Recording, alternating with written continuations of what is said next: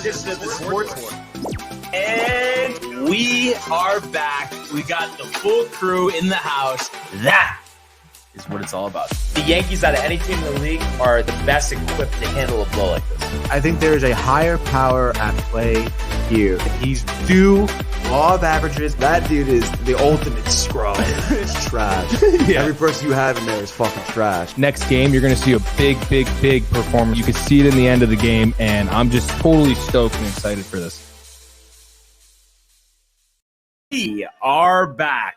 Welcome to another edition of the Sports Report. It's the Barnes and Tony show today. Yo, Barnes. How are we doing, sir? Oh, Cloud 9 today, dude. Absolute Cloud 9. So many different places to go and so many good things, and great weekend between the Rangers, the Yankees, my sister's wedding again. Congratulations to Jennifer and Chokri. Had a great time. So that was, I mean, it could not get any better, honestly. I mean, if the Mets maybe took care of business, then we would have honestly had a perfecto. But Doesn't matter to me, dude. The priority for Tony right now, you see it in his face. It's the New York Rangers, of course. And we got to just jump right into it. So let's go to the world of the National Hockey League.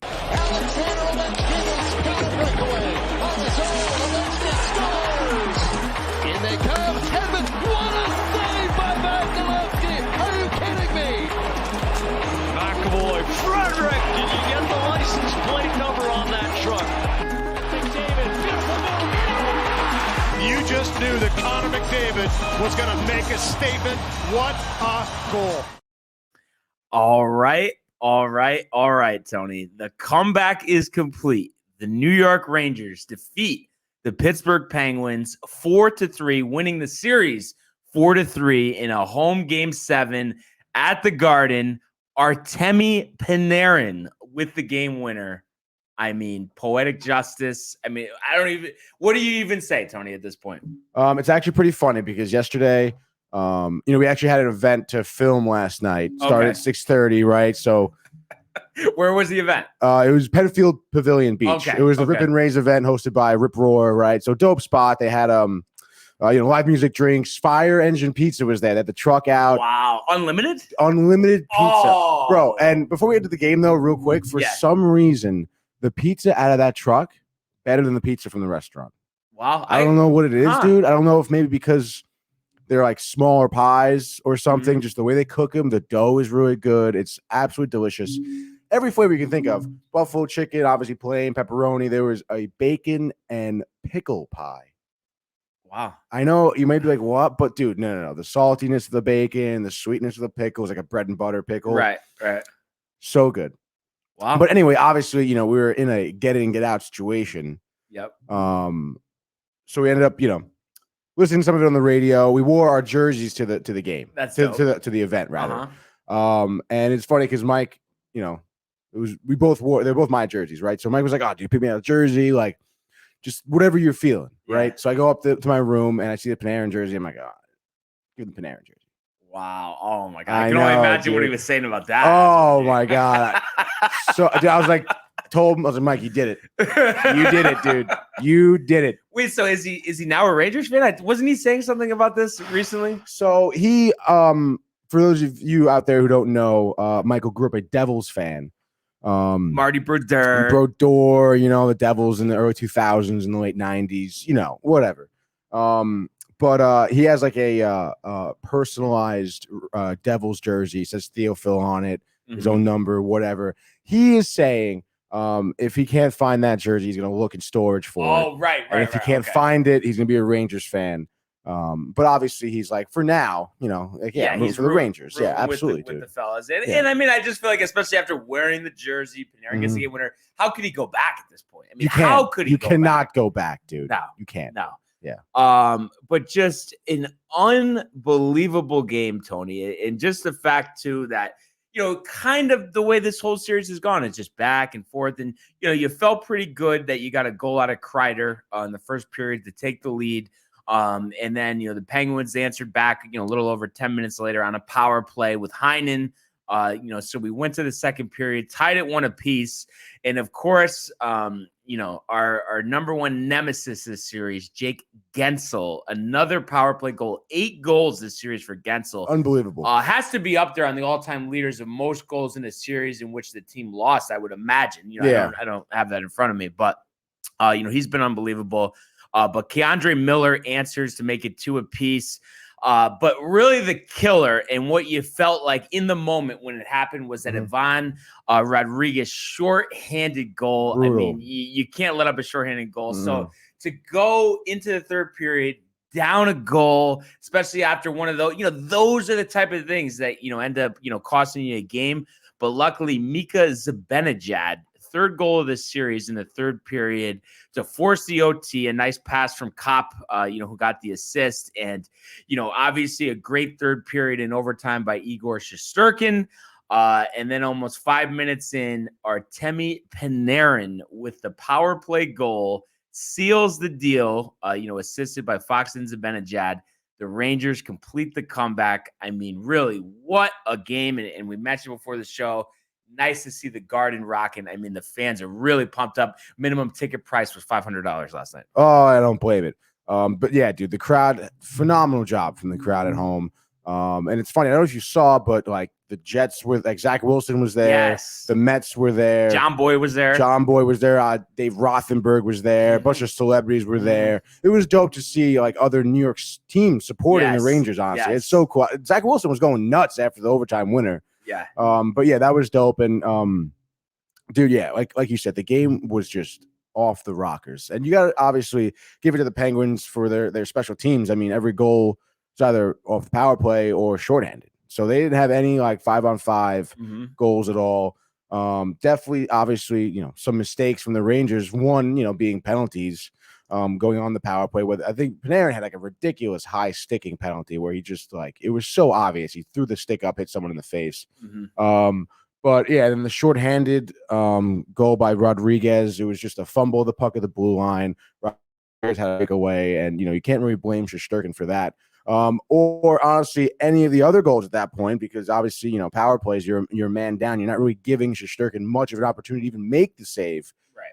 But Shesterkin, 5-on-5, he had like 43 saves, I believe, in the night. He was the reason why we won, hands down. And really the series. I think he set a record for a series, 250 something saves. Oh yeah, especially I mean, it was like what 70 something in the first game. So but yeah, he finally, you're kind of getting the Rangers still not playing like phenomenal defense. Right. But they were limiting like the open man in front of the net, kind of blocking lanes for shooting and stuff like that. So they're giving Shesterkin the opportunity to make those great saves. And obviously, as one of the best goaltenders in the league, he's making those saves. It's unbelievable. I think he had it was one point where Gensel had 3 shots, one after the other. Yeah. And it was just pad save, pad save, pad save, flashing the glove, blocker away. And then he plays the puck really well off the net. I mean, he gives the Rangers offense some momentum, Right. It's so good, dude. It's unbelievable how good he is. And I think, this was over the weekend, but I believe I think it was an empty netter, but he had the assist in game 6 at the end. No, it wasn't even the empty netter. It wasn't an empty netter. Okay. It was the game tying goal, I believe. Okay, right. To Zibanejad across the entire ice. Yeah. It was unbelievable. What a player too. And especially after the struggles in game 3 or 4. To make this comeback. And I think one thing you could point to too, and I know you said, the defense was spotty, but I think anytime you go into a game and you hold Crosby, Malkin, and Letang to 1 assist, I think you're doing your job. And I think that's why the Penguins, and I know, of course, Shesterkin played a great game, but I think that's kind of how you can point to why the Penguins didn't win this game is because they didn't get anything out of them. It just wasn't enough. And were you very surprised that Jari got the start for this one? Honestly, yeah. If I was the coach, I would have started him. I know Domingue had that, that tough goal against them in game 6 when they tie it up, or for the win rather. When Kreider kind of just shot it at him and it, he kind of just went like this, right, and it went over his head into the net. But I mean, you think about, Domingue's situation coming in as a third string and how well he did. Right. I mean, he made some phenomenal saves this series, dude. You think he's starting somewhere next year after this? If they want to get rid of him, yeah, absolutely. Yeah. I wouldn't be surprised if someone Well, because his name escapes me, but aren't they all set with their backup? The Smith. Yeah. Yeah. No, they are, as far as I know. I mean, I'm not really sure how his surgery's going to go with his abdomen and everything, his core muscle, whatever his surgery was on. Those are tricky spots. So we'll kind of, I guess, obviously see what happens with him. But I mean, if Domingue doesn't go anywhere, I'd definitely be surprised. But yeah, I mean, obviously, Tristan Jarry did a phenomenal job in the regular season. One of the better goaltenders in the hockey league. But I mean, coming off that injury where he's in the boot and everything like that, and obviously didn't play this entire series, it was a little questionable. I mean, he did a good job last night. I wouldn't say any of those goals against him were necessarily his fault. But I don't think I would have started him if I was Mike Sullivan. Yeah, I mean, it's just after being out for over a month, it's definitely a tough spot. Just to throw someone in the fire. Yeah. And it's crazy too. I mean, you really think about it. I mean, the Rangers really might have ended this long, extended run.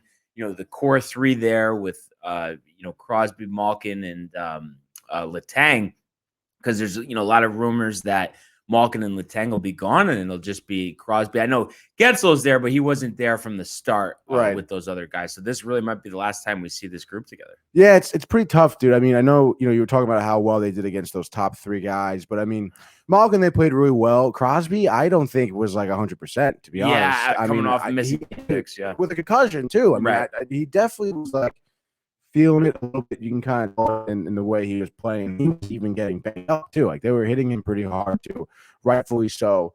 I wouldn't be surprised if Malkin stays a couple more years, honestly. I don't know if it was Letang or him, but I almost thought it was him. There's some guy that used to work in their front office, went to Ottawa, is the GM. So I guess there was some connection there that he'd want to go there. And I wonder too if it's almost a mutual thing. That I think it's, from what I gather, it just seems like Pittsburgh kind of wants to retool, and I think that means leaving Crosby in place and then possibly letting Letang and Malkin go. But of course, we have a full offseason to see what happens there. But definitely something just to keep in mind. Yeah, I think that the Penguins have a lot of thinking to do because a lot of young guys kind of really stepped up. Whether it was Heinen or Rodriguez or their defenseman Matheson as well. So, they have some young talent they can really utilize next season. These are the guys that didn't really have phenomenal regular seasons that really did well in the playoffs here. So it should be interesting to see what happens. But I don't know if you saw this on Zibanejad's goal. I forget who it was in the Penguins. Lost his helmet because he was getting into a little bit of a tussle with Lafreniere. On the behind the net. Behind the net, boards, yeah. And the rule, which is, finicky. It is a little finicky, but I mean, there are stipulations to the rule that make it not that finicky. Right. But it kind of pissed me off a little bit because you heard Crosby and Sullivan in the post game talk about how stupid the rule is. But in reality, I forget who it was on the Penguins, but it was definitely, maybe it was Marino. It was a defenseman because Letang ended up coming on for him. It was Marino, yeah. But Marino's like, when your helmet comes off, the rule is you have to get off the ice. Just because of safety concerns, whatever, which is reasonable. And then, again, that's what's kind of finicky, but it makes sense. But then what, kind of makes a little more sense is that as a player, instead of coming off the ice, you can go pick up your helmet and put it on and just put it on. They were saying on the radio, you have to put your chin strap on, just put the helmet on and you can stay on the ice. But Marino stood there and complained about it for a little bit to the refs and then got off the ice. Letang came on. Obviously, Pittsburgh defense were a little disorganized at that point, and Zibanejad had that goal. But it kind of pisses me off because they're talking about how, if that wasn't a rule, goal would have happened.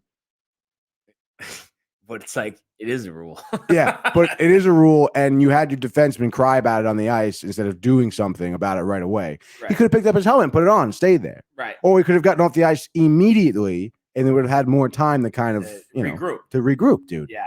Yeah, no, that's crazy. Yeah. But that shot by Zibanejad was, so perfect, dude. Yeah. Just so quick, one-timer, right over Jarry's left shoulder, beautiful, dude. It was amazing. And I guess you could just say overall, other than game 2, Toledo, you know what they did? They let the Rangers get hot. And I was actually, kind of out of order of what I was thinking here, but I was going to mention, there were just a couple things that were said, before this series, during this series. So I was just thinking, obviously, the first thing that comes to mind is, me saying, during the regular season, oh, I would love to play Pittsburgh, the lack of offense, no problem. So Tony, of course, was concerned about the Eddie Mush. Yeah. And then he did text me last night, officially retired again. So we don't have to worry about that. But then the other thing was, Tony did say, and I had to give him credit, he said, and I honestly almost thought it was a joke when he said it, just because it's like, geez, they didn't look too good in games 3 and 4. He's like, you don't want to see this team down 3-1. I mean, I don't know. Just saying. Right? Or no, that's exactly what I said. And dude, not only were they down 3-1, but in every game they were trailing pretty much. Trailing by multiple goals in game 5 and 6. Yeah, by 2 goals in 5 and 6. And then, last night they were down 2-1. They were down 3-2. I mean, it obviously makes for phenomenal hockey, because I was jumping out of my pants last night. But it was amazing to see them come back. And what I was kind of getting at too is, like I was saying, other than that game 2, kind of decisive victory there, very tight. And, I guess you could say in a sense, like especially just offensively, maybe they didn't play their best hockey. But do you think that was not more of a product of them not playing good, or it was just that the Penguins, being the veteran team that they are, really just knew, I know obviously they ended up losing the series, but just kind of knew how to kind of play them. And that's why they weren't having the success, especially earlier in the series. And then the Rangers kind of recreated themselves a little, games 5, 6, and 7. Oh yeah. I mean, it was a little bit of both. I mean, I'm not going to say like the Penguins didn't play them well. They really did. Obviously. I mean, it was a goal away pretty much from beating them. Right. But yeah, the Rangers didn't, like those first few games, they just were not playing good defense. And like I was saying earlier, when you're not playing good defense and you're letting just guys come in front of the net, like, unmatched, like with no type of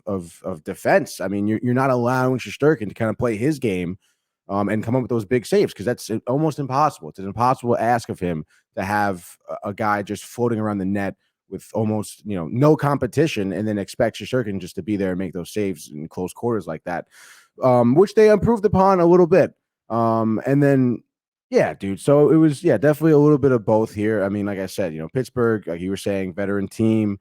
Not only do they know how to play against the Rangers, because they've seen them so many times, but they know how to act in the playoffs. Right. Like they have that playoff mentality where it's never over until it is over.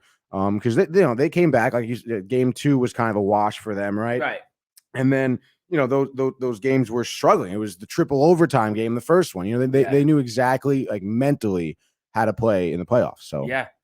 But it's kind of interesting. So this is now 3 straight years of a first round exit for Pittsburgh. And while I wouldn't, recommend this, I do think there is going to be some consideration on their part of letting Sullivan go. I mean, could you see that happening? I mean, yeah, I could see that, especially because their regular season wasn't exactly what they wanted to. I know they had the injuries. Crosby was out for a while, Malkin as well. Jari took a while to kind of, not only was he injured, but he took a while to kind of be good too. So, I mean, I don't know. I could see them giving him another year with like a fully healthy team, maybe couple new guys, and then if that doesn't work out, then they can him. And I've been doing some research. Like, I didn't realize it's kind of seems like it. I haven't, obviously, I just looked up kind of a smaller sample size, but just from what I could tell, it seems like hockey teams get very impatient. Like, it's like the one that came to mind was like Gallant, with his previous 2 stops, and obviously, the last one, being in Vegas. It's like they're in the Cup. Then they lose in the first round, and they're over 500 in the third season, like 15 games in, they just let them go. And I know there's stuff behind the scenes that goes on, but it just doesn't seem like, and then obviously, what happened with Quinn as well. It doesn't seem like there's a lot of patience when it comes to hockey, especially with teams that they expect to contend for a Stanley Cup. Oh, yeah. What we're talking about. No, not at all. I mean, the coach plays like a huge role in terms of how the team plays, obviously, as if, in any other sport as well. But I mean, you mentioned David Quinn, even Alain Vigneault as well. Right. Yeah. I thought Vigneault did a great job. Like not in Philly, but I'm saying with the Right, the Rangers, I thought Rangers. he did a great job. Yeah, not bad, especially I think Vegas and the Rangers in terms of where they were at the time are a little extreme circumstances. Yeah. Because when you look at Vegas, I mean, they got kind of lucky with the expansion draft and who was unprotected and who wasn't. Because teams had tough times. You can only protect, I think, 2 players on your team, and anyone else was kind of eligible for the draft. So I mean, a lot of Vegas was able to take a lot of good guys from teams, and you had this new group of players kind of who never played before, obviously coming into the league. But you had great players is what it was. Like that's why they were so good. And then they did kind of fizz out. A lot of guys became free agents after that year and everything like that. So, and with the Rangers as well, going through a rebuild, they kind of obviously they chose David Quinn for the rebuild. Almost used him in a way. Almost used him, yeah, for kind of the rebuild. But he wasn't like a fire me up coach, right? And especially when you think of Alain wasn't really fire me up. Tortorella was kind of a fire me up coach, but he's another one. I mean, I don't think he'd necessarily. I mean, I guess they didn't like get to that level that they wanted to with him, but I don't necessarily think he, necessarily at that point deserved to lose his job. I mean, right or no? Tortorella? Yeah, I don't know, dude. I mean, it was a lot of years of just like either tough, heartbreaking losses or just totally like underwhelming seasons. Right. And I think he put a lot of stress on the players. He held them accountable, which is great. Love that. But it was like to a point where it's like, all right, like let's move on from that. And like, let's just make them better as opposed to just like ripping them up. Okay. Yeah. You know what I'm saying? I could see that. But what I do like about Gallant, excuse me, was his kind of change up of strategy. He does kind of focus on more of establishing a forecheck and creating a good shift in the offensive zone. Unfortunately, you can see it in the Rangers. The way they want to play is where they kind of pick and choose their shots. Still, dude, like, passing too many times, whatever. But in the season, what you saw is, a lot of times during the regular season was them just taking those shots. And I think, it's just the young team in the playoffs. They were down. They were nervous for sure. I would think hopefully, Gallant, emphasizes the take your shots for Carolina coming up. But yeah, I guess to your point, yeah, teams are pretty impatient with their coaches. Yeah, for sure. Yeah. It was funny. I don't know if you heard his post-game presser, but he said, first of all, obviously his accent is just funny, the Canadian accent. But then he said, like, we paddled our way back. I don't know if you heard him say that. I've never heard a coach say that. Paddled our way back. As Edward says, "What's up, cuz? About time one of your teams won something." LOL. It's my cousin, obviously. Eddie Mush. No, it really is about time we won something. Like, good God, dude. Yeah. Thanks, Ed. And they were mentioning this, on the post game, with Hank and the boys, that obviously, you want to go as far with this as you can, but just how big it was that they were able to win this series, because now everybody on the team has the experience of winning a playoff series and now about to play in the second round. So that's just a very big building block, when you have a lot of younger players on the team. Totally, dude. I mean, you saw Lafreniere, I think, honestly had a great series. He played some really good hockey, had a couple goals to show for it as well. But just his fundamentals is something that led the young guys for sure. And I think Kakko kind of come around a little bit more with that experience, like you're mentioning. And knock on wood, we're a completely healthy team right now. Right. Pretty much. So, I mean, there's really no excuse why we couldn't come full force for Carolina. Yeah, absolutely. And speaking of which, obviously now, we have the final 8 teams set. And, the other game last night, we saw Calgary with Johnny Gaudreau. Overtime, another overtime, one, so that was kind of, you like to see that, the stars stepping up in the big moment. And I was just happy to see Calgary win, because I just think they're, a lot more talented team. And I just like having the best teams left. And I honestly do believe that at this point, we really do, going from 16 to 8, we really do have the best 8 teams left, which is nice. I mean, there's a lot of talented teams and players left in this playoffs. Yeah, I would say so. And dude, last night, I think Dallas played up to Calgary. Yeah, I think they did kind of impress me. But Oettinger in net last night, I don't know if you saw, he had 64 saves. Wow. 64 saves. Dude, he was 67 shots against him. 64 of them, which he was able to save. And then Dallas just didn't have the offense. Yeah, I think they challenged Markstrom with like 24 shots on goal or something like that. yeah, crazy. Yeah. It really sucks for him because he played Oettinger played a phenomenal game to keep Dallas in it. But yeah, Calgary definitely a better team. Definitely, I think deserve to move on. Now they're going to play Edmonton in the next round, which is crazy. So we do have some good matchups. We're off tonight, and then tomorrow we get the Lightning versus the Panthers. So I think that'll be a great series. Obviously, Tampa still alive for 3 straight Stanley Cups here, but obviously running into a bulldozer. In the Florida Panthers. Who struggled at times, in the series with the Capitals, but were able to propel themselves into the second round here. So that'll be great. And then also we have Blues Avalanche. Obviously Colorado with the sweep, Blues, in a tighter series with Minnesota. Of course, you expect Colorado to have the upper hand there. And then you mentioned Carolina, against the Rangers. So that should be a good series. And I'm trying to think back. If I'm not mistaken, didn't the Rangers win 2 out of 3 against Carolina in the regular season? So, and I think Gorky actually started 2 of them, if I'm not mistaken. But of course, Carolina, great season, 2 more victories than the Rangers had in the regular season. So this is a series. I mean, who knows what'll happen, Tony? It's hockey. Anything can happen, but I wouldn't be surprised if this one went 7 as well. Which would be something, coming off. And it's really like, it's possible, but it's like, how do you top this series? Just the excitement, the back and forth that we had in this first round. I mean, that was really, and especially for me, fresh in the fire, first year, closely following hockey. How do you, I couldn't have came in at a better time, than that series, but it's like, how do you follow that up? I mean, they're literally like, there was no like dull moment. I mean, I guess obviously, you had the clunkers, but those were more in games 3 and 4. Those were more at the end of the game.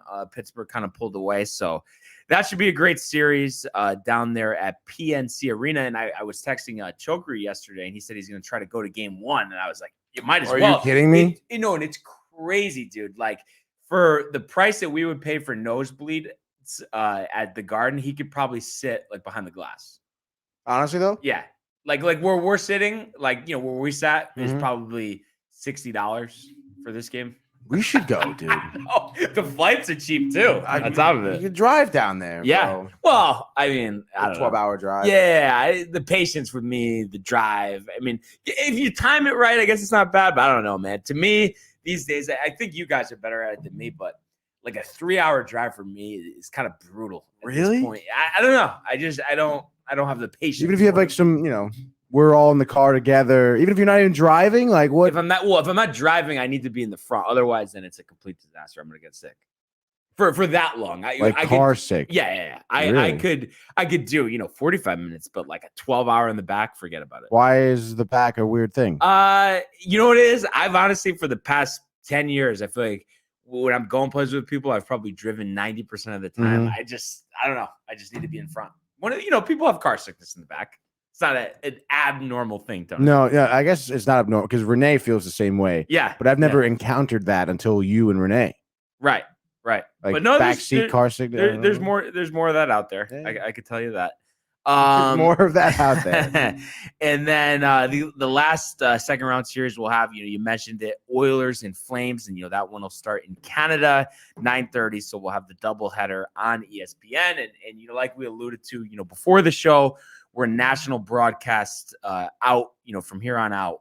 So the Sam Rosenstein, the broadcast, he'll be doing radio. So I'm sure it'll be nice to have some of his calls, and I would love to play his call of the game winner, but we know we can't mess around with that stuff at this point. So. No, I'm just saying it would be nice to hear, would it not? Yeah, no, it would be. Yeah. We'll deal with ESPN for now. But yeah, that, like I said, off today, so we'll take a look at the games tomorrow. But for now, Tony, let's go to the world of Major League Baseball. 2-2, he got him swinging. A back-to-back strikeouts for Robbie Ray. There's damage right there. Shohei, way, Cy Young, not did that land? Stuck to Chapman, who leaps up and grabs it. Story spins and fires. Out at first. There it goes. See ya. Home run, Aaron Judge. All right, Tony. I mean, another weekend goes by and your New York Yankees, best record in the league still, after taking 3 out of 4, against the White Sox, and really almost had a clean sweep. But Saturday night, Aroldis Chapman entering in the bottom of the ninth, tie game. So the usual drama that ensued. Blew it, a walk, a hit, all that type of stuff. But yesterday was a nice clean victory, a 5-1 win, and Nestor Cortez Jr. once again dominating, going 8 strong. So you look at the final line: 8 innings, 3 hits, 1 run, 7 strikeouts through 99 pitches. The only mistake was the home run angle in the 8th, believe it or not. So really went that far, without allowing any damage. Offense did struggle, but they were able to score in the second inning 3 runs, a combination of 1 single, 2 walks, and a wild pitch. So that was all the offense they needed, and they did get an insurance home run out of Joey Gallo in the top half of the 9th. Tully says Cortez better mustache than Tony? ? What do you say, Barnes? I'm giving it a tie. I'm not biased. Oh, Tie. I'm sorry. Nestor's a legend, and you know it, Tony. Yeah, but I think his mustache is like a little thinner. It is, but you can't. I think a thin mustache can be great, and a thick mustache. He says, "Boo." Wow, pick a side. But he's demanding you pick a side. All right. I mean, I don't want anybody to get mad at me here, but of course, I mean, I got to go with Nestor. I mean, the way he's pitched. I mean, how could I not? I mean, it's not about the pitching. It's just about the stash. I told you. I believe it's Tully's asked me to pick, so I just gun to head type of situation as far as that's concerned. But that being said, Tony, while they didn't get the runs, the last 2 games of the series that they wanted, I mean, a win's a win to win. It's 8 straight series for the Yankees. It's 25-9, including an 11-5 road record. And then Cortez, I mean, it sounds crazy, but I mean, he's at the top of the leaderboard when it comes to the Cy Young right now. We're very early in the year, but I mean, he has a 1.35 ERA. Mm-hmm. No, dude, he's doing a phenomenal job, and I love how the Yankees are giving him some more leash. Honestly, going 8 innings. Like I think we talked about it the last time. Low pitch count, right? 7th inning, they took him out, or 6 2/3 they took him out, or something like that. No, another game? His last outing. Yeah, I think it was 7 2/3. 7 2/3 or something. He had like 85 or 92 pitches or something. Like let him finish it out, right? Sort of deal. So I like that, that the Yankees are having more confidence in his pitching abilities, because obviously, like you're mentioning, and he really is right now, like top runner for the Cy Young, and it's fucking awesome, dude. And just the fact that what's he making? Actually, I'm actually kind of curious what he's making. I have to just look this up for a second. Let me just pull this up for 1 second. But bear with me. I love, what I love too, that he drops down as well. You don't really see that, kind of just to give a different arm angle. He has that extended leg kick, as well. I mean, it's just him mixing it up, kind of reinventing himself. And of course, I feel like this always happens with Baseball Reference, where on the desktop version, it won't show the contract details. You have to go to the mobile version for whatever reason. But I mean, maybe I was thinking that he was under $1 million. Normally, just a Google search, it pops up for me. Wow, this doesn't actually. They don't even actually show this, believe it or not. But I guess he's under arbitration. It just says last in 2018 he made $545. So I'd imagine, he's not even arbitration eligible. So he's making, $727,000. Wow. But it's just funny that he's making $727,000, and you're thinking, how much is Garrett Cole making? 37 million or 36, whatever it is.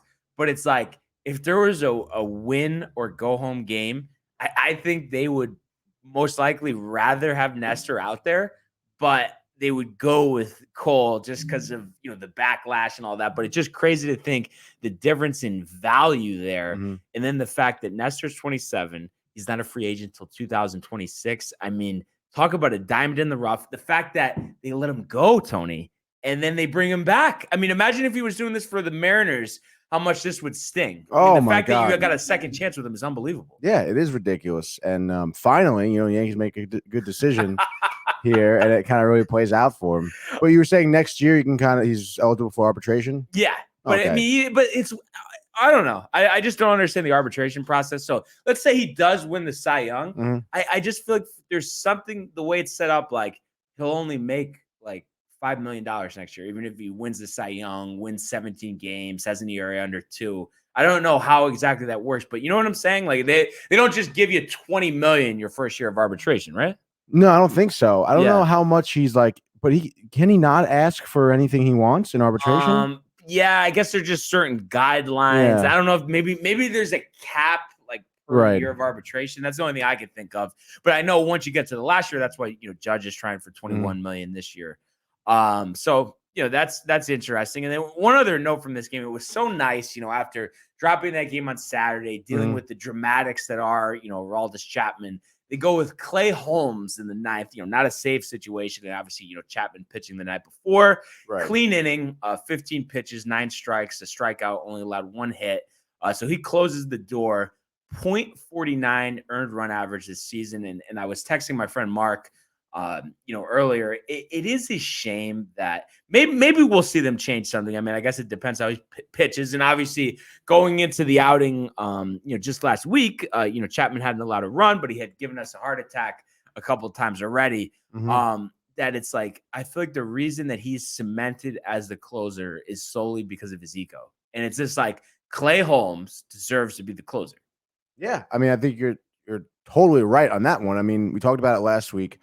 Chapman's the only one I'm still kind of iffy about in terms of your bullpen. And it's like, it doesn't necessarily mean that he's a bad pitcher because your bullpen's been really good. But I mean, he's the one guy. I feel like you put him out there when it's a close game and it's like you're sweating it out every time. Ball one way up. You're bugging. Yeah. One pitch. Absolutely bugging, dude. So that's the only thing that's a little tough to But take. what do you mean by ego? You think what do you mean? He'll throw a fit if he's not the closer? I mean, I'm just saying, if you we've seen what he's done in the past when he's angry before. Right. So, you know what I mean? They other than, I want to say maybe it was 3 or 4 years ago when he went through one of his stretches where he could not get anybody out and they were pitching him in the 7th inning. They've pretty much stuck with him. He's our closer. Yeah. No matter what, that's it.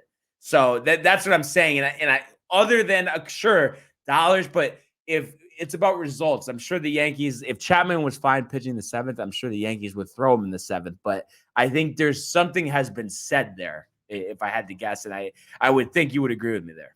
Yeah, which is a little disgusting, honestly, if you ask me. Yeah. But hey, we'll get to the preview of the game tonight, but they do start 4 in Baltimore, so good place to go for a little road trip. Yeah. Have some crab cakes. Kind of have a good time. I mean, you got to deal with that deeper fence there in left field, but sure, that'll be no problem.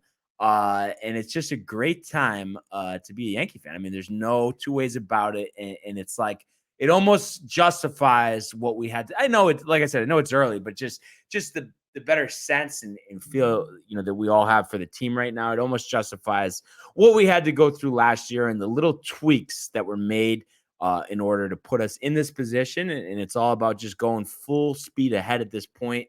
So we will see what happens. The Mets, Tony, on the other hand, a little disappointing weekend, dropping 2 out of 3 to Seattle. I mean, what happened? All right. So the first game, what was it? Friday. Scherzer was pitching. What happened though? Scherzer was fine, dude. No. Lack of offense. No, not that. No. There was a guy ready to throw the first pitch, and he said, "Sit down." I don't know. You had to have seen it.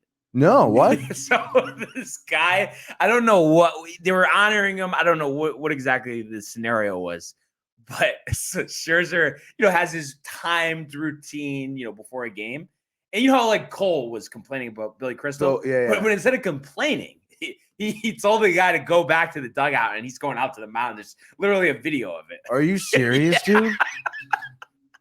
Did he throw out the first? Like, what was happening? Like, the guy was walking out, and then Scherzer came out, and he just like waved him back, and the guy didn't fight it. He just went back to the dugout. and didn't throw out the first pitch. No. That is ridiculous. Who Who is this guy? Do you know? that they were honoring trying to him for look it up. something, and then they were trying to like turn it into like a sticky situation where they're saying like, that he's like discriminating, or it was crazy. Honestly, it really was insane. Video out here 1 day ago. Make sure to prevent ambassador. Oh, he's a Japanese ambassador. Yeah. Yep. That's what it was. Started as a joke. Whatever. Max just didn't ruin a fan throwing out the first pitch Friday night. He got in the way of Mikio Mori, ambassador of Consul General of Japan, doing the honors. He was in the city. He was in the city for the first Japanese parade in order of Japan Day, and here he is. A little bit of rain. Let's see if I can. Wait. But is this going to be a problem here? Like copyright-ish? Yeah. I don't think so. It's only, what is it? It's like 20 seconds. All right. Maybe you just don't need any more of those issues. Yeah, I know. I think MLB isn't really that, All right. Just making sure. Don't say I didn't ask. And nobody's throwing out any first pitches from the mound while Max is around. Well, not on this mound.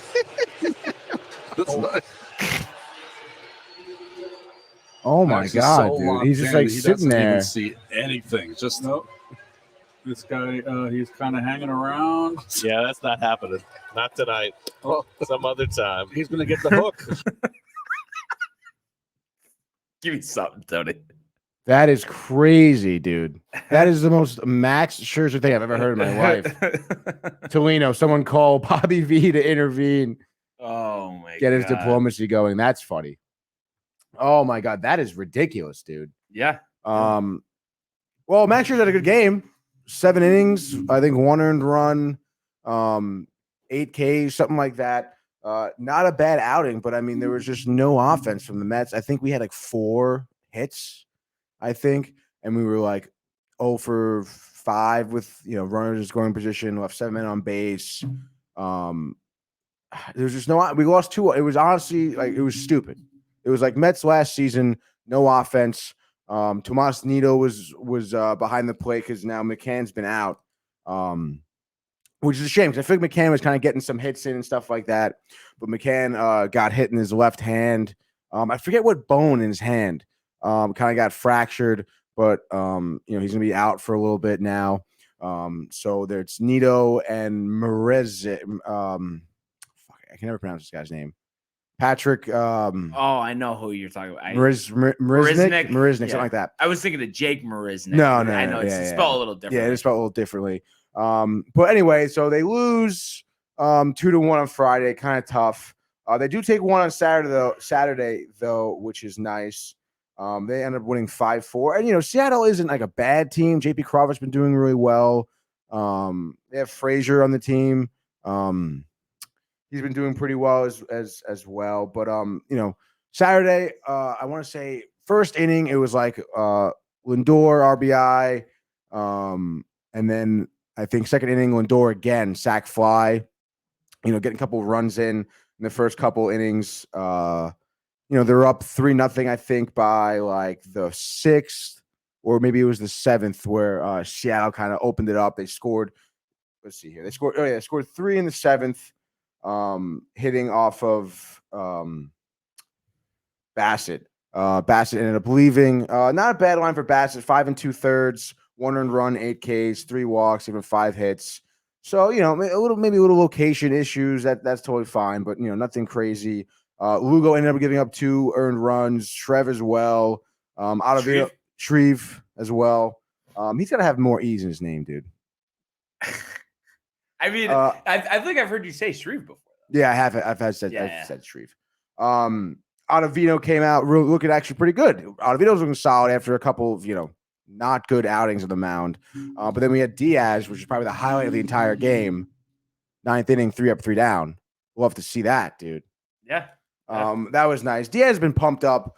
I want to say ever since that no-hitter, coming out with the trumpets, just totally dialed in. Fastballs on it, location's good. Not really showing any type of be careful issues here. But But yeah, so that was a big win. Just from Diaz's perspective, you know, it was 5-4 in the ninth here. Like that was a big win for them. And then we go to Sunday. Sunday, really tough loss. Cookie Carrasco was on the mound. Kind of got banged up a little bit. 8 hits, dude. 8 hits. That's a lot. What do you have? 4 earned runs? 4 earned runs. And the bullpen, Shreve again, I think had an earned run. Gave up a homer to actually Julio Rodriguez, one of the top prospects in the game. And then speaking of Rodriguez, Jolie came in. Thanks, bud. Yeah, exactly. So it was tough, dude. It wasn't until like the 9th inning, I think. Bases juiced. Alonso struck out against Diego Castillo. I know, dude. I feel like Diego was 8.74 ERA this year. It's tough. It is pretty tough, dude. Let's here's Torino with a nice phonetic Mazica. There we go. Oh, and I just thought of this. I know I'm kind of jumping over here, Tony, but a lot of discussion about Paul Sewald's comments about how the Mets gave up on like they were still. I know I mentioned this to you last week, but he was still going on with it this weekend. That it was just messed up. That they didn't give him more of a shot. He pitched a scoreless inning yesterday, got the hold, but I mean, a lot of chirping for an irrelevant player. I know. A lot of chirping towards the Mets in general, I feel like, in the past week. Yeah. With Syndergaard and whatever. Dude, but come on. Just move on. You're professional. Syndergaard would be nice in this rotation, though. Syndergaard would be very nice in this rotation. But regardless, we don't have him. But the Mets this weekend just were looking like last year's Mets, honestly. Are you nervous? No, I don't think so. It's early in the season. Of course it's a concern, Barnes. Of course you're slightly concerned at this point. But listen, I mean, our starting pitching for the most part is good. I think Carrasco has some ways to kind of improve.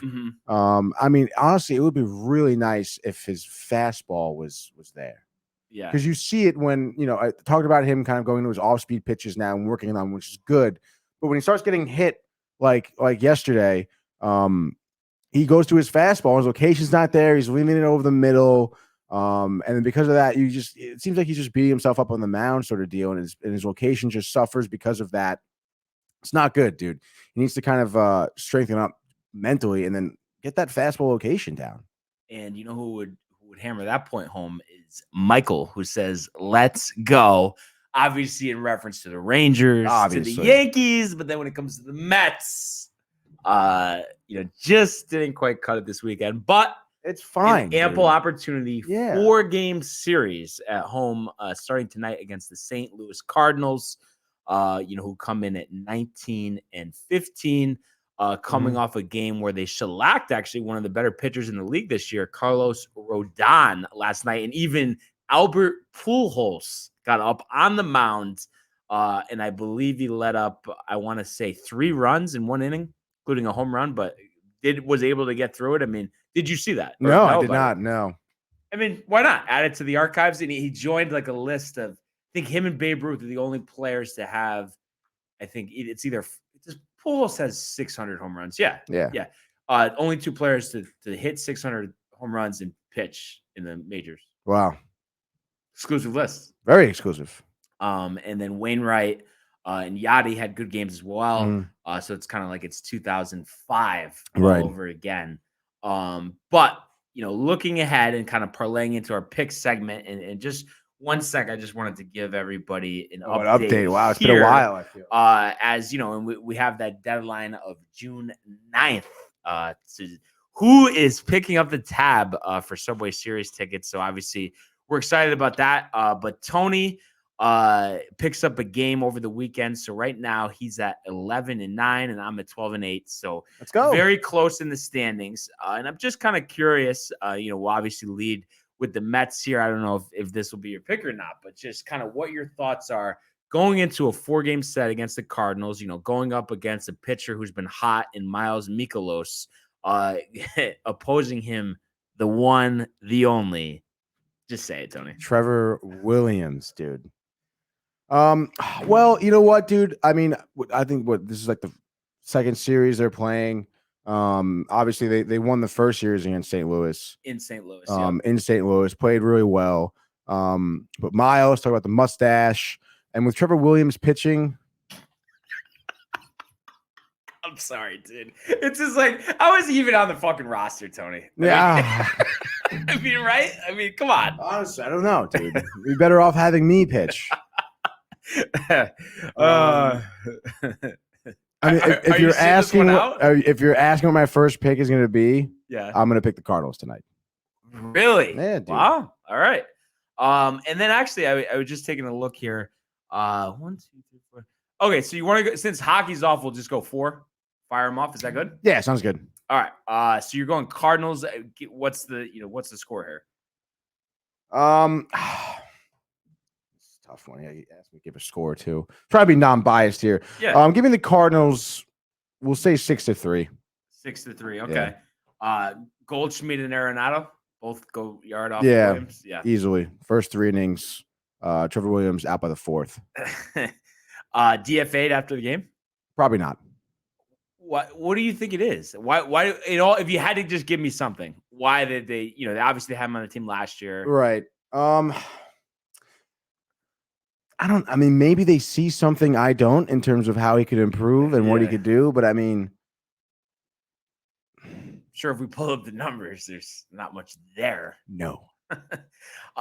So we'll see. Maybe kind of a little like opposite. Luck here. Maybe the Mets end up pulling this one out. Well, I kind of want the win for the picks, though. The game. Dude, yeah, you're concerned about the game. I get it. So we'll see there. And as I mentioned before, Yankees and O's, and this is one of those things. Listen, I could be as cute as I want here. There's no way I would ever pick the Orioles in this situation, who relatively, compared to what we were thinking about them this season, have played a little better. Still 7 under 500, but 9-7 at home. We're going to have a pitching matchup of Luis Severino versus Kyle Bradish. And you look at Louis, last couple starts have been a little ho-hum. So this is a good spot for him to kind of rebound, as well as the offense, only a couple hits yesterday. So this is a game where I think everybody finds their groove, nice and easy. 6 innings, 9 strikeouts, 1 earned run for Louis in a win. I'm going to say probably 9-3. And I wouldn't be surprised if Clark Schmidt maybe went the final 3 here. And we're going to have a Judge Stanton home run. So I believe that'll be now 20-1 in games that they both homer in. But the Yankees get this one done. First game over there in Baltimore, 7:05 on yes. Nice on yes. My next pick, we're gonna go to Texas. They're gonna be hosting the Angels tonight. Noah Syndergaard on the mound. Been looking really good for the Angels this season. Not to mention, Angels have beaten the Rangers 3 times already this season. Angels offense been really good. They have 49 total team home runs, which they're leading the AL with that. I mean, they've between Trout and Ohtani, just the 2 of them. Oh my God, so good. And you saw, Anthony Rendon having a couple of good dingers, even as a lefty as well, which is ridiculous. So with Syndergaard on the mound, I think that John Gray's on the mound for the Rangers. He's like a 5 ERA, 5 something. Yeah. I don't think the Angels should have any issues here. I think they're gonna schlop the Rangers here. Let's say 7-2. All right. I like that one. Angels have looked good and, Trout really good. Due to make a return to the postseason. Of course, we'd all love to see Shohei Ohtani in the postseason as well. And then they have the manager, of course, who's been there before, winning a World Series with the Cubs and Joe Madden. Mm-hmm. I'm going to go to Tampa. We got the Rays versus Detroit. And, last time out, Corey Kluber got hammered by the Angels of all teams, allowing 11 hits, 8 earned over 3 innings. However, had pitched pretty well other than a start against the Red Sox back in April up to this point this season. So I think this is a good rebound spot. The Tigers, everyone expected them to be more competitive, but I mean, right now, and of course, the Baez injury has a lot to do with it, but right now, I mean, you could argue the Orioles have been more competitive than the Tigers. So I think Kluber gets on track here, opposed by Faedo on the Tigers. This one, 640, from the Trop. But I'm going to say Kluber, 7 innings, 9 strikeouts, 2 earned. Randy Arozarena with a 3rd inning grand slam as the Rays all over the Tigers, 10-2. Grand slam, huh? Rosarena is nice, dude. He's a guy, who could win an MVP. All right, I'm gonna go. I'm still kind of on the fence on who I'm gonna pick here, but I'm gonna go to Milwaukee. I kind of want to go with the Braves, but I feel like Ian Anderson's been giving up like only 4 home runs in the season. I feel. I'm gonna go with dude, this is a tough one. I'll go with the Brewers. Who's on the hill? For the Brewers, Peralta. Good stuff. I know, good stuff. Pretty similar stats so far to Ian Anderson. Just besides Ian Anderson's given up 4 more home runs than he has. And I feel like with the way Milwaukee's been playing, I mean, Colton Wong's been doing well. Willie Adames, even Yelich is looking like a little better, more like dude. that guy. A little Not more quite like there. Yelich. Hunter Renfroe as well. Mhm. I think it's going to be an offensive standoff here in Milwaukee. But I feel like Milwaukee will kind of come out bottom 9, walk-off home run. Yelich? He's He's back, maybe back. MVP conversation? Yes, absolutely. Milwaukee wins this one 7-6. I like it. You know what? I'm sticking with this AL East theme here. Going with Toronto. And, you look at them, you look at the Mariners, even though they won yesterday, kind of 2 teams that have been struggling. I know, like I said, that they beat the Mets 2 out of 3 this weekend. But other than that, I mean, 16 and 19 at this point, the money that they spent in free agency, expected a little better. And obviously the Blue Jays, everyone's saying, watch out for the Blue Jays, watch out for the Blue Jays. 1 game over 500. So they are at Rogers Center, over there in Canada. And we got Kikuchi versus Flexen. So this is a game where I think we're going to see some runs scored.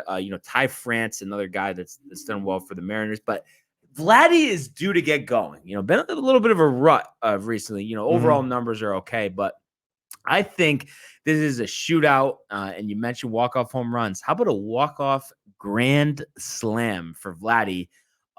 Let's say we get the Blue Jays here 10-8 with the walk-off grand slam in the bottom of the 9th inning by Vladdy. Wow. You like that? I feel like every time you talk about the Blue Jays, Kikuchi's on the mound. Yeah. But usually I'm thinking he's going to get popped, which Yeah. I guess A couple times he has. Yeah. He pitches well sometimes, but he's not really that good. But Trevor Williams, straight up, you do it in a second. Yeah. What's the 4th and final? All right, 4th and final here. We're going to Miami. They're playing the Nationals, which is pretty much a guaranteed win. Not to mention Aaron Sanchez on the mound for Washington. 7.58 ERA. Over 19 innings pitched, he has 24 hits. Given up 24 hits, 10 Ks, 3 walks, 3 homers. Sandy Alcantara for the Marlins on the mound. 2.74 ERA. 37 Ks over 42 2/3 innings. I think that's pretty good. Yeah. Aaron Sanchez, of course, being on the Astros, right, last year? Yes. Feel like didn't really do that well with them either. So I really wouldn't expect him to do very well here for Washington. I know they have Soto and Bell. Josh Bell has been doing really well, surprisingly, I feel. But it's Miami Jazz. Chisholm. 2 stolen bags tonight. Wow. Yeah, dude. And then Soler is pretty good. Maybe he'll have a dinger or 2. But give me Miami here. Tight one. Let's say 3-1. Yeah. Right. Sounds about right. Alcantara. That's a guy I'm sure the Marlins will let go, in the next year or 2 because they're not going to want to pay him. I think he can make a lot of money. Definitely. So maybe Uncle Stevie might be in play for him down the road. Never know. That'd be dope. And I did do just a little research here because we were speaking of Trevor Williams. And I guess last year, limited time, but 32 innings or so, 3 ERA with the Mets last year. So maybe that's the reason. But with Pittsburgh, we were talking 4.7, and obviously this year 5.7. So just thought I'd let you know about that. But I'm going to go for my 4th and final to a team that one of the most talented in the whole league. But scuffling, losing 3 of 4 to Philly, 2 of 3 to Pittsburgh, after sweeping the Cubs. And I think that they're due to get back on track. And who better to get back on track than a guy who actually has been lights out this season in Madison Bumgarner. You look at the previous couple of years, I mean, it gotten absolutely hammered. And one of those deals, year or two in, oh my God, I can't wait for this one to be over. I mean, just has been a shell of himself in Arizona. And would be off the team unequivocally if it wasn't for that contract. Yeah. But 1.78 ERA up to this point. However, back at Chavez Ravine, Tony, I think the Dodgers are due for a good one. Oh, okay. Slower starts to Freeman's Dodger tenure, as well as Mookie Betts this year. Yeah. Justin Turner really hasn't gotten going as well. I think Max Muncy is hitting under 180 to start the year. So we know there's a lot of talent. Even Trey Turner. I knew Trey Turner, and while he has some steals, whatever, some RBIs, it's not a first overall fantasy player. So I'm just riled to see that he has not produced to what everyone was expecting. That's why I passed on him not once, but twice in fantasy drafts. All of that being said, I think Bumgarner due to get shelled. 3 innings, 7 earned, 3 home runs, Betts, Bellinger, and Justin Turner. And I think Tony Gonsolin. I don't know, Gonsolin. I think it's Gonsolin. I think Totally will let us know that one. Yeah. But Dodgers big here. I'm going to say 10-1. And they get back on track and show why they're one of the better teams in Major League Baseball, Tony. I can't believe how good Bumgarner is doing. I know, but don't you think it's you know what it almost reminds me of? It reminds me of Walker last season. Like it's like you knew the bottom was falling at some point, one way or another. Yeah, I know, and it's against his team like the Dodgers, who, like you said, due to bounce back. Yeah. So yeah, I mean, baseball is churning along. I can't get enough of it. I'm just so excited, about this season. So much time to go, and I like just the fact that the Yankees and the Mets, I mean, we're right where we need to be. And I think me and you could not be more ecstatic for what this season has to come. Oh, yeah, definitely. And I think it's only going to get better from here, Barnes. Yeah. At least for the Mets. Stop. Oh. I know you're impressed with the Yankees, and I understand. Yeah, you could point at a couple things here and there, but Josh Donaldson picking it up lately. Did you see some of the defensive plays he's made? Yeah, dude. What's going on with him, huh? Yeah, older guy. Maybe it takes a little more time to get going. I mean, I'm not still a huge fan, but if you compare him to Gio Urshela, what he's done this year, and I don't know, though, part of that could be his disappointment of not being on the Yankees, kind of that late spring training deal. Yeah. Get it blindsided. I mean, sure, he can hang out with Gary, but I think that might play something into it. And he says it's Gonsolin. So that would be Gonsolin. how you said it. Yeah. Okay. Well, a little different than how you said it. But Gonsolin. You were closer. I'll give you that. Oh, my goodness. Then Summer of New York Baseball. Let's Is he go. a fellow Mets fan or no? He's a fellow Mets fan. Okay. Interesting. But I love every second of it. And just very quickly, Tony, as we come to a full day, let's just go for like 2 minutes to the world of the National Basketball Association. The Bulls LeBron James at the buzzer.